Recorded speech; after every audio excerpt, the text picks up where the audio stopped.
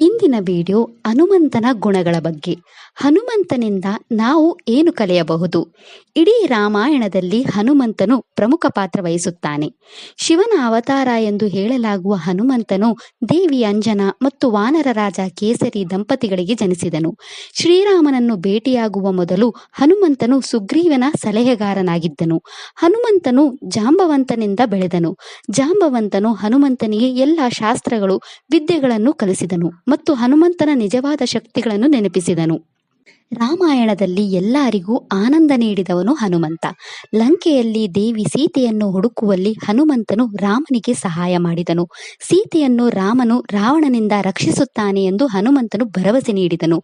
ಸಂಜೀವಿನಿ ಪರ್ವತವನ್ನು ತರುವ ಮೂಲಕ ಲಕ್ಷ್ಮಣನ ಜೀವವನ್ನು ಉಳಿಸಿದನು. ರಾಮನು ಅಯೋಧ್ಯೆಗೆ ಹಿಂತಿರುಗುವ ಸುದ್ದಿಯನ್ನು ಹೇಳುವ ಮೂಲಕ ಭರತನನ್ನು ಸಂತೋಷಪಡಿಸಿದನು. ರಾಮಾಯಣದಲ್ಲಿ ಹನುಮಂತನು ತನ್ನ ಅಚಲ ಭಕ್ತಿ, ಅಪಾರ ಶಕ್ತಿ, ನಮ್ರತೆ ಮತ್ತು ನಿಸ್ವಾರ್ಥಗೆ ಪೂಜಿಸಲ್ಪಡುತ್ತಾನೆ. ಹನುಮಂತನು ನಿಷ್ಠೆ, ಬುದ್ಧಿವಂತಿಕೆ ಮತ್ತು ಪರಿಶ್ರಮದ ಸದ್ಗುಣಗಳನ್ನು ಸಾಕಾರಗೊಳಿಸುತ್ತಾನೆ. ಅವನು ಸಮರ್ಪಣೆ ಮತ್ತು ಸೇವೆಯ ಮಾದರಿ. ಅಗಾಧ ಶಕ್ತಿಯನ್ನು ಹೊಂದಿದ್ದರೂ ಹನುಮಂತನು ಅದನ್ನು ಎಂದಿಗೂ ದುರುಪಯೋಗಪಡಿಸಿಕೊಳ್ಳಲಿಲ್ಲ. ಅವನು ಸಮಗ್ರತೆ ಮತ್ತು ಉದ್ದೇಶದ ಮಹತ್ವವನ್ನು ಪ್ರದರ್ಶಿಸಿದನು. ಈ ರೀತಿಯಾಗಿ ಹನುಮಂತನ ಕೆಲವು ಗುಣಗಳನ್ನು ನಾವು ನಮ್ಮ ಜೀವನದಲ್ಲಿ ಅಳವಡಿಸಿಕೊಳ್ಳಬಹುದು. ಉದಾಹರಣೆಗೆ, ಹನುಮಂತನು ರಾಮನ ಮೇಲಿನ ಅಚಲ ಭಕ್ತಿ. ರಾಮಾಯಣದಲ್ಲಿ ಹನುಮಂತನ ಪ್ರೀತಿ ಮತ್ತು ನಿಷ್ಠೆ ಅತ್ಯುತ್ತಮ ಭಾಗವಾಗಿತ್ತು. ಅಸಾಧ್ಯವಾದ ಸವಾಲುಗಳನ್ನು ಎದುರಿಸುತ್ತಿದ್ದಾಗಲೂ ಹನುಮಂತನು ತನ್ನ ಸ್ವಂತಕ್ಕಿಂತ ಹೆಚ್ಚಾಗಿ ತನ್ನ ರಾಮನ ಅಗತ್ಯಗಳನ್ನು ಇರಿಸಿದನು. ಶ್ರೀರಾಮನು ಹನುಮಂತನ ಧೈರ್ಯ, ಶಕ್ತಿ, ಭಕ್ತಿ, ದೌರ್ಬಲ್ಯ ಮತ್ತು ಹನುಮಂತನ ಪ್ರೀತಿಯ ಉಸಿರು. ಹನುಮಂತನ ಭಕ್ತರಾದ ನಾವು ಶ್ರೀರಾಮ ಮತ್ತು ಸೀತಾದೇವಿಯ ಸೇವೆ ಮಾಡಲು ಆ ಭಕ್ತಿ ಗುಣವನ್ನು ನೀಡುವಂತೆ ಶ್ರೀ ಹನುಮಂತನಲ್ಲಿ ಪ್ರಾರ್ಥಿಸಬೇಕು.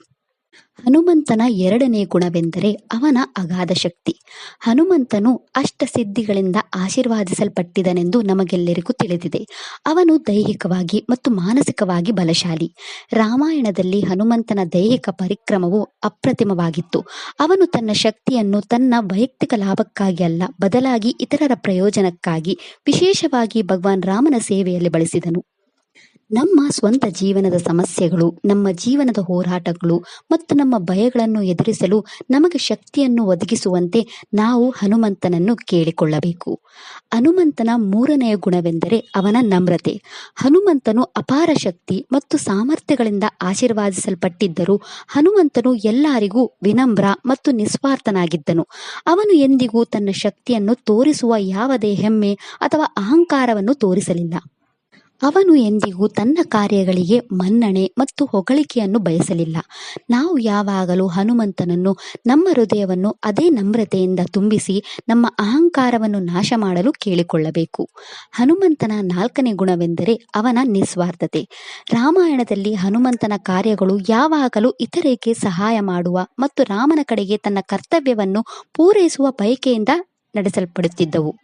ಅವನು ಎಂದಿಗೂ ತನ್ನ ಬಗ್ಗೆ, ತನ್ನ ಶಕ್ತಿಯ ಬಗ್ಗೆ ಯೋಚಿಸಲಿಲ್ಲ. ಅವನು ನಿಸ್ವಾರ್ಥವಾಗಿ ಭಗವಾನ್ ರಾಮನ ಸೇವೆ ಮಾಡಿದನು. ಹನುಮಂತನ ಐದನೆಯ ಗುಣವೆಂದರೆ ಅವನ ಬುದ್ಧಿವಂತಿಕೆ. ಹನುಮಂತನು ತನ್ನ ತೀಕ್ಷ್ಣ ಬುದ್ಧಿಶಕ್ತಿ ಮತ್ತು ಯಾವುದೇ ಅಡೆತಡೆಗಳನ್ನು ನಿವಾರಿಸಲು ತನ್ನ ಏಕಾಗ್ರತೆಯನ್ನು ಬಳಸುವ ಸಾಮರ್ಥ್ಯಕ್ಕೆ ಹೆಸರುವಾಸಿಯಾಗಿದ್ದನು. ಭಗವಾನ್ ಸೂರ್ಯನಾರಾಯಣನು ಹನುಮಂತನ ಗುರು ಆಗಿದ್ದನು. ಅವನ ಗುರುನಿಷ್ಠೆ ಅಪಾರವಾಗಿತ್ತು. ಅವನು ಸೂರ್ಯನಾರಾಯಣನಿಂದ ಎಲ್ಲ ವಿಶ್ವಜ್ಞಾನವನ್ನು ಕಲಿತನು. ಹನುಮಂತನು ಯಾವಾಗಲೂ ತನ್ನ ಬುದ್ಧಿವಂತಿಕೆಯನ್ನು ಸರಿಯಾದ ಉದ್ದೇಶಕ್ಕಾಗಿ ಮತ್ತು ಸರಿಯಾದ ಸಮಯದಲ್ಲಿ ಬಳಸುತ್ತಿದ್ದನು. ನಮ್ಮ ಸಮಸ್ಯೆಗಳನ್ನು ಪರಿಹರಿಸಲು ಅದೇ ಬುದ್ಧಿವಂತಿಕೆ ಮತ್ತು ಬುದ್ಧಿಶಕ್ತಿಯನ್ನು ನಮಗೆ ಒದಗಿಸುವಂತೆ ನಾವು ಹನುಮಂತನನ್ನು ಪ್ರಾರ್ಥಿಸಬೇಕು. ಪ್ರತಿಕೂಲ ಪರಿಸ್ಥಿತಿಯಲ್ಲಿಯೂ ಸಹ ಹನುಮಂತನ ಅಚಲ ದೃಢ ನಿಶ್ಚಯ ಮತ್ತು ತನ್ನ ಗುರಿಗಳಿಗೆ ಬದ್ಧತೆಯು ಅವನ ಪರಿಶ್ರಮಕ್ಕೆ ಸಾಕ್ಷಿಯಾಗಿದೆ. ಹೀಗೆ ಹನುಮಂತ ಎಲ್ಲಿದ್ದರೂ ಅಲ್ಲೆಲ್ಲ ಸಂತೋಷವಿತ್ತು. ಹನುಮಂತನ ರಾಮಭಕ್ತಿ ಮತ್ತು ಅವನ ಕೌಶಲ್ಯಗಳು ರಾಮಾಯಣದಲ್ಲಿ ಪ್ರಸಿದ್ಧವಾಗಿವೆ. ರಾಮಾಯಣದ ಸಂಪೂರ್ಣ ಸುಂದರಕಾಂಡವು ಹನುಮಂತನ ಶೌರ್ಯ, ಅವನ ವೇಗ, ಅವನ ಸೂಕ್ಷ್ಮತೆ, ಅವನ ಯುದ್ಧ ಕೌಶಲ್ಯ ಮತ್ತು ಅವನ ಕೋಪದ ಬಗ್ಗೆ ಹೊಗಳುತ್ತದೆ. ಹನುಮಂತನ ಗುಣಗಳನ್ನು ಗೋಸ್ವಾಮಿ ತುಳಸಿದಾಸರು ಹನುಮಾನ್ ಚಾಲಿಸ, ಬಜರಂಗ್ ಬಾಣ್ ರೂಪದಲ್ಲಿ ಚೆನ್ನಾಗಿ ಬರೆದಿದ್ದಾರೆ. ಹನುಮಾನ್ ಚಾಲಿಸ ಪಠಿಸುವುದರಿಂದ ನಮ್ಮ ಎಲ್ಲ ಸಮಸ್ಯೆಗಳು ಮತ್ತು ನಮ್ಮ ಭಯಗಳು ಪರಿಹಾರವಾಗುತ್ತವೆ ಎಂದು ಹೇಳಲಾಗುತ್ತದೆ. ಹನುಮಂತನು ಈಗಲೂ ಹಿಮಾಲಯದ ಪರ್ವತಗಳಲ್ಲಿ ಇನ್ನೂ ಧ್ಯಾನ ಮಾಡುತ್ತಿರುವ ಚಿರಂಜೀವಿ ಎಂಬುದನ್ನು ಯಾವಾಗಲೂ ನೆನಪಿನಲ್ಲಿಡಬೇಕು. ಹನುಮಂತನು ನಮ್ಮಲ್ಲಿರುವ ಎಲ್ಲ ದೋಷಗಳನ್ನು ಹೋಗಲಾಡಿಸುವವನು. ಹನುಮಂತನನ್ನು ಸಂಕಟಹರಣ ಎಂದು ಕರೆಯಲಾಗುತ್ತದೆ, ಅಂದರೆ ನಮ್ಮ ಎಲ್ಲ ಸಂಕಟಗಳನ್ನು ನಾಶ ಮಾಡುವವನು. ಹನುಮಂತನನ್ನು ಸಂಕಟ ಮೋಚನ ಎಂದು ಕರೆಯುತ್ತಾರೆ, ಅಂದರೆ ಸಮಸ್ಯೆಗಳಿಗೆ ಪರಿಹಾರ ಕಂಡುಕೊಳ್ಳುವವನು. ಜೀವನದಲ್ಲಿ ನಾವು ಸಮಸ್ಯೆಗಳನ್ನು ಎದುರಿಸಿದಾಗ, ನಮಗೆ ಯಾವುದೇ ಪರಿಹಾರ ಸಿಗದಿದ್ದಾಗ ಹನುಮಂತನನ್ನು ನೆನಪಿಸಿಕೊಳ್ಳಿ. ಗೋಸ್ವಾಮಿ ತುಳಸಿದಾಸರು ಅನಾರೋಗ್ಯದಿಂದ ಬಳಲುತ್ತಿದ್ದಾಗ, ಅವರು ಚಲಿಸಲು ಸಾಧ್ಯವಾಗದೆ ತಮ್ಮ ಪ್ರಾಣವನ್ನು ತ್ಯಜಿಸಲು ಸಿದ್ಧರಾಗಿದ್ದಾಗ ಹನುಮಂತನು ವೈದ್ಯನ ರೂಪದಲ್ಲಿ ಬಂದು ಅವರನ್ನು ಗುಣಪಡಿಸಿದ. ಹನುಮಂತನು ನಮ್ಮ ಜೀವನದಲ್ಲಿ ನಮಗಿರುವ ಏಕೈಕ ಭರವಸೆ. ಅವನು ನಮಗೆ ದೈಹಿಕ, ಮಾನಸಿಕ ಮತ್ತು ಆಧ್ಯಾತ್ಮಿಕ ಶಕ್ತಿಯನ್ನು ನೀಡುವ ಏಕೈಕ ವ್ಯಕ್ತಿಯಾಗಿದ್ದಾನೆ. ಹನುಮಂತನು ನಮ್ಮಲ್ಲಿರುವ ಎಲ್ಲ ಕೆಟ್ಟ ಗುಣಗಳನ್ನು, ಕೆಟ್ಟ ಭಾವನೆಗಳನ್ನು ತೆಗೆದುಹಾಕುವವನು. ಹನುಮಂತನು ನಮ್ಮ ಅಹಂಕಾರವನ್ನು ನಾಶ ಮಾಡುವವನು. ಶನಿದೇವನನ್ನು ನವಗ್ರಹಗಳ ಭಾಗವಾಗಿಸಿದ್ದಾಗ ಶನಿದೇವನು ಹೆಮ್ಮೆಯಿಂದ ತುಂಬಿದ. ಶನಿದೇವನಿಗೆ ಪಾಠ ಕಲಿಸಲು ಹನುಮಂತನು ಅವನ ಅಹಂಕಾರವನ್ನು ನಾಶ ಮಾಡಿದನು. ಹನುಮಂತನು ತನ್ನ ದೈಹಿಕ ಅಥವಾ ಮಾನಸಿಕ ಶಕ್ತಿಗೆ ಹೆಸರುವಾಸಿಯಾಗಿದ್ದಾನೆ. ಲಕ್ಷ್ಮಣನ ಮೇಲೆ ರಾವಣನ ಮಗ ಇಂದ್ರಜಿತ್ ದಾಳಿ ಮಾಡಿದಾಗ ರಾಮನು ಕಣ್ಣೀರು ಸುರಿಸಿದನು ಮತ್ತು ಯುದ್ಧವನ್ನು ಗೆಲ್ಲುವ ಎಲ್ಲ ವಾನರ ಭರವಸೆಯನ್ನು ಕಳೆದುಕೊಂಡಾಗ ಹನುಮಂತನು ಎದ್ದು ನಿಂತು ಲಕ್ಷ್ಮಣನ ಜೀವವನ್ನು ಉಳಿಸಲು ಸಂಜೀವಿನಿ ಪರ್ವತವನ್ನು ತಂದನು. ನಾವು ನಮ್ಮ ಜೀವನದಲ್ಲಿ ಸಿಲುಕಿಕೊಂಡಾಗ, ಯಾವುದೇ ಪರಿಹಾರವನ್ನು ಕಂಡುಕೊಳ್ಳಲು ಸಾಧ್ಯವಾಗದಿದ್ದರೆ, ನಮಗೆ ಯಾವುದೇ ಕಾನೂನು ಸಮಸ್ಯೆಗಳಿದ್ದರೆ, ಸಂಬಂಧಗಳಲ್ಲಿ ಏನಾದರೂ ಸಮಸ್ಯೆ ಇದ್ದರೆ ಅಥವಾ ಯಾವುದೇ ಆರೋಗ್ಯ ಸಮಸ್ಯೆಗಳಿದ್ದರೆ ಹನುಮಂತನಿಂದ ಮಾರ್ಗದರ್ಶನ ಪಡೆಯಿರಿ. ಅವನು ನಮಗೆ ಬುದ್ಧಿವಂತಿಕೆ, ನಮ್ಮ ಸಮಸ್ಯೆಗೆ ಪರಿಹಾರವನ್ನು ನೀಡುತ್ತಾನೆ. ನಮ್ಮ ಜೀವನದಲ್ಲಿ ಯಾವುದೇ ಸವಾಲುಗಳನ್ನು ಎದುರಿಸಲು ಅವನು ನಮಗೆ ಶಕ್ತಿ ಮತ್ತು ಭರವಸೆಯನ್ನು ನೀಡುತ್ತಾನೆ.